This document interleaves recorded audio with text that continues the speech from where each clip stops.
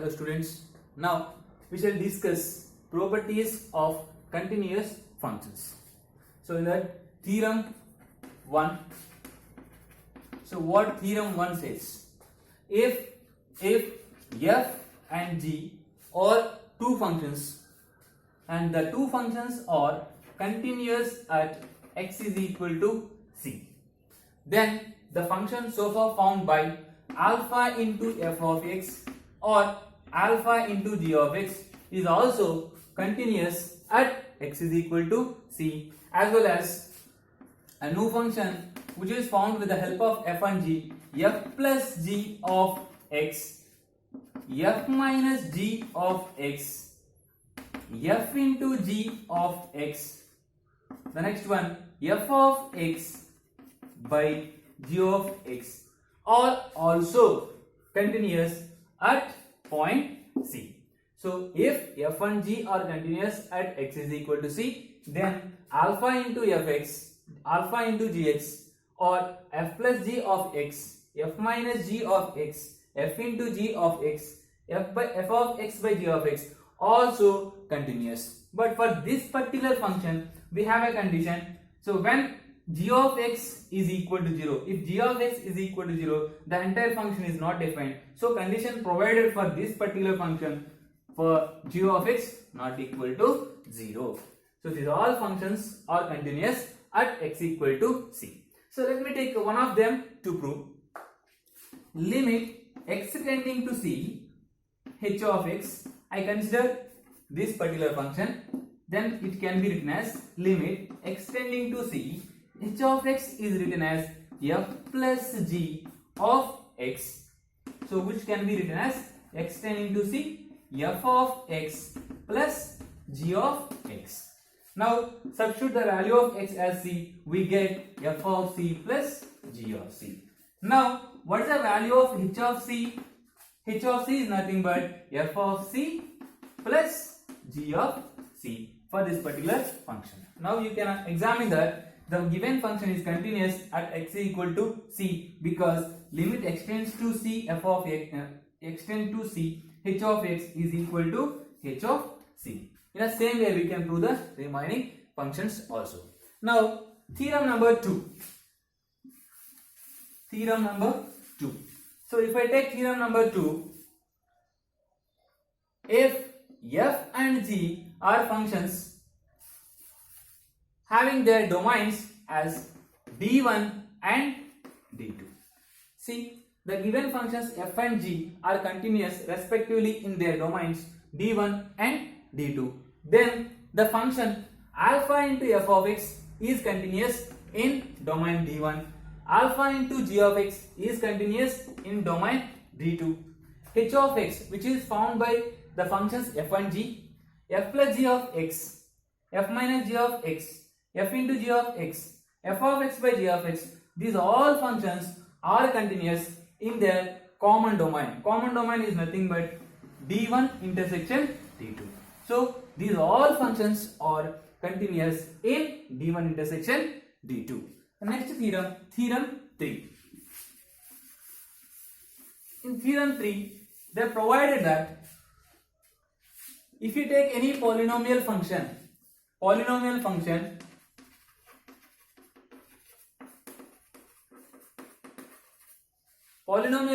is always continuous in their respective domain. So the domain of polynomial function is always real number. Therefore the polynomial function is always continuous in real numbers. Next, theorem 4. Rational function. So rational function, what is the domain of rational function? All real numbers minus denominator not equal to 0. All real numbers minus denominator not equal to 0. So the rational functions are continuous in real numbers except their denominator 0. So provided that they given a function f of x which is equal to g of x by h of x, so called rational function. This rational function is continuous for h of x not equal to 0. This type of rational functions are continuous for h of x not equal to 0. We can prove this with the help of a continuity. So limit h tends to c or x tends to c, limit x tends to c, f of x is equal to limit x tends to c g of x by h of x. Now substitute the value of c, we get g of c by h of c. So whenever we get a rational number, denominator should not be 0. So provided a condition h of c not equal to 0. Now what is f of c? F of c is equal to g of c by h of c, where h of c not equal to 0. So from these two, what we can say, f of c is equal to limit x tends to c f of x. Therefore, the given function is continuous. Next, we go to theorem number 5. What theorem number 5 says?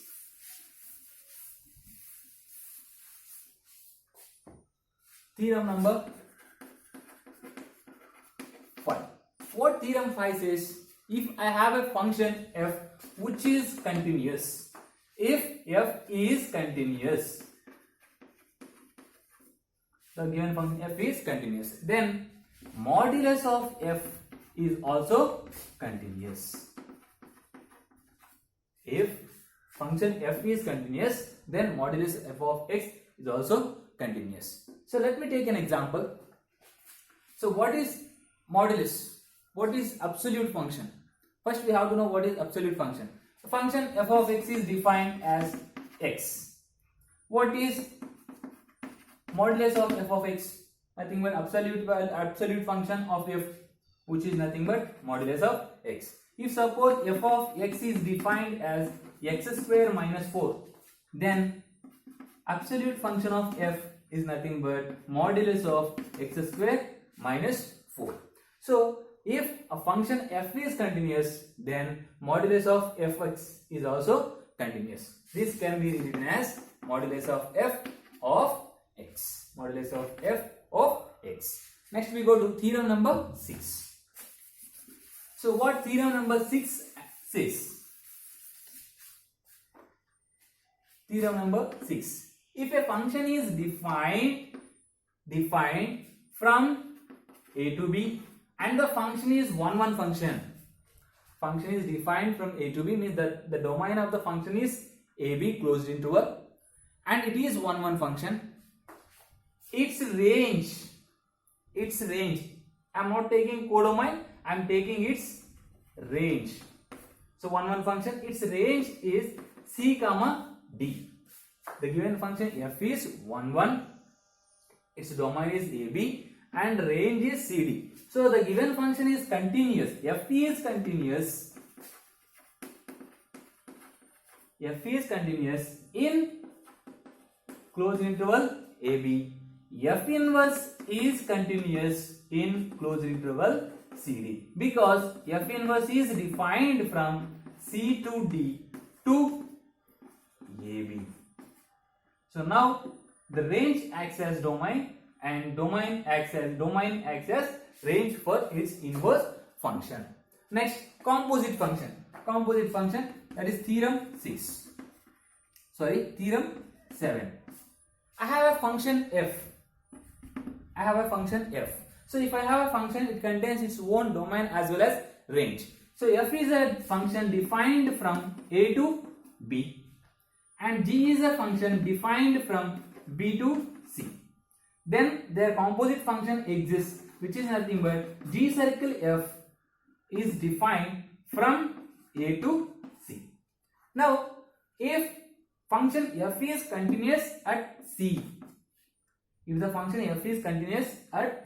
then what is its domain? C. And what is its range? F of c acts as its range. Then g must define from g of c to its range. So g is defined from g of c to its some range c. It's not real numbers, it's some range. I consider some range c. Now g circle f is defined from a to c. Then we can write it as it's defined from c to some range. So now what I can say, G circle F domain is C, therefore G circle F is continuous in its own domain, then G circle F is continuous at C. G circle F is continuous at C. So what is the statement I have given? If F is continuous at C and G is a function from F of C to some range, then the composite function G circle F, is continuous at C. So in this way we can prove theorem number 7. So let me discuss few examples to get clear-cut idea in this all theorems. So if I have a function like f of x is given by 2x cube minus 7x square plus 3, 2x cube minus 7x square plus 3 by x minus 1 into x plus 3, x minus 1 into x plus 3. If suppose I taken this function as f of x, examine whether the given function is continuous or not. So if I want to consider, if I want to examine continuity of a particular function, I must know its domain. Then what is the domain of this particular function? All real numbers except x is equal to 1 and minus 3, because this is rational function, denominator should not be 0. So domain of the given function is all real number minus 1 comma minus 3. So now according to the continuity theorem, what I can say, the given function is rational function, so the function is continuous for all its domain. So the function f of x is continuous in R minus 1 comma minus 3. Next, one more example. Let me take one more example. The question given as tan x. So f of x is tan x. What is the domain of this particular function? The domain of particular function is nothing but all real numbers minus 2n plus 1 into pi by 2. N belongs to integers. Now the domain of the given function is r minus n plus 1 by 2. So the function is tan x. If I take the graph of tan x, you can see at 0 tan x is 0, at pi by 2 what I get? At pi again it is 0, at 3 pi by 2 what I get? Infinity. So I get in this way. So if I take a reference line at pi by 2, the tan x is not defined at pi by 2. Tan x is not defined at pi by 2. Except this place, I can draw the curve, the graph of tan x without lifting my chalk. So what I can say, the given function is continuous. The given function is continuous. So we can say that tan x is continuous function. Next, f of x given as 2 minus 3x plus mod x. f of x given as 2 minus 3x plus modulus of x. Now the function is divided into two parts, which is nothing but one part is f, the other part is g. The domain of f is a polynomial function, then domain of f is real number, and g is a modulus function. The domain modulus function existed for all real numbers, then modulus of domain of modulus function is real number. Now the combination plus, we added the two function. The two function is combination of the two function is continuous in their common domain, which is nothing but r intersection r. So the given function is continuous for r intersection r. R intersection r is nothing but, so the function f of x equal to 2 minus 3x plus modulus of x is always continuous. Next, if I take f of x as sine modulus of x, if I take f of x as sine modulus x, see, it's a composite function. It is a composite function. I consider